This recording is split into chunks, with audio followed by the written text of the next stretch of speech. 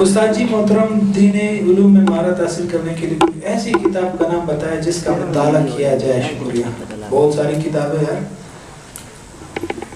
تفسیر میں آسان ترجمہ قرآن پڑھ لیں مفتی تقی عثمانی صاحب کی، وہ آپ کو زبانی یاد ہونی چاہیے، اور اس کے ساتھ معرفت القرآن پڑھ لیں.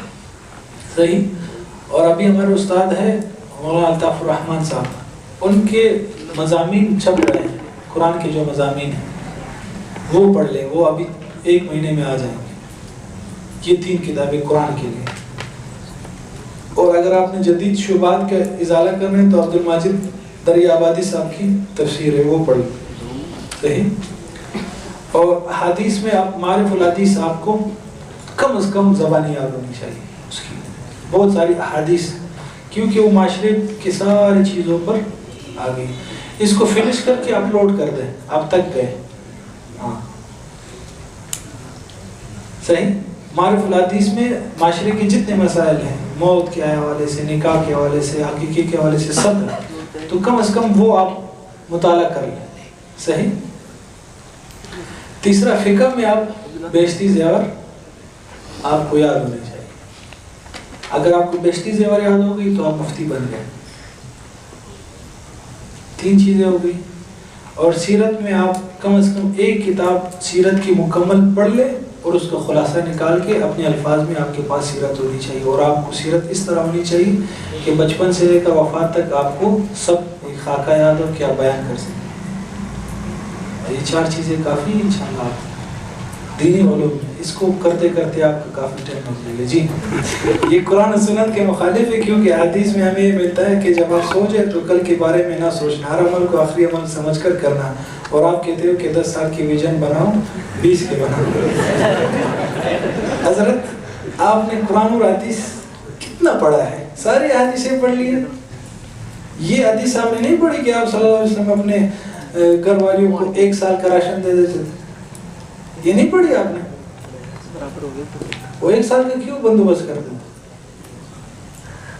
وہ تو یہ کہتے تھے بس سو جاؤ یار، صبح دیکھیں گے. حدیث پڑھی یا نہیں پڑھی؟ تو بخاری میں اٹھارو یا اس میں ترمذی میں شاید. اور میں یہ کہہ رہا ہوں کہ آپ سوچو کہ آپ بنو گے کیا. میں تو نہیں کہہ رہا کہ آپ نے جو سوچ لیا وہ ہو جائے گا. یہ آپ کے دماغ میں یہ پونی ہے. ایک ہوتا ہے پریڈکشن، پیشن گوئی. میں پیشن گوئی نہیں کروا رہا آپ سے کہ آپ پیشن گوئی کر دو کہ کیا ہوگا، جیسے وہ بارش کے بارے میں کرتے. آپ کو میں کہہ رہا ہوں کہ آپ صرف سوچو کہ آپ چاہتے کیا ہو. ہونا ہونا وہ تو بات کی بات ہے. آپ سوچو تو کہ ہوگا کیا.